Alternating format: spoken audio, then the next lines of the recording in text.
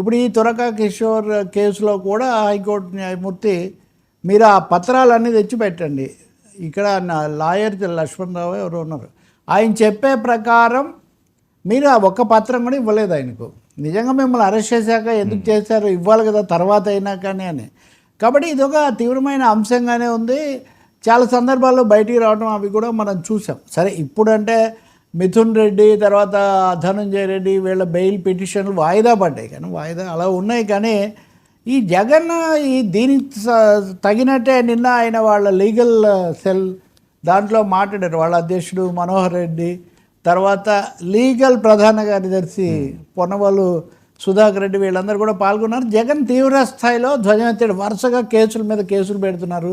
ఒక మనిషిని జైలుకు పంపిస్తే అతని ప్రతిష్ట మీద కానీ అతని భవిష్యత్ జీవితం మీద కానీ ఎలాంటి ముద్ర పడుతుందో మీరు కనీసంగా ఆలోచిస్తున్నారా అని ఒక చాలా కీలకమైనది కదా. 16 నెలల లోపల ఉండొచ్చిన వ్యక్తిగా, అలాగే చంద్రబాబు నాయుడిని కూడా మాజీ ముఖ్యమంత్రిగా ఉన్నప్పుడు, ఇప్పుడు ముఖ్యమంత్రి మళ్ళీ ఆయన అరెస్ట్ చేసిన సందర్భం కూడా ఉంది. కాబట్టి జగన్ తీవ్రమైన వ్యాఖ్యలే చేశారు.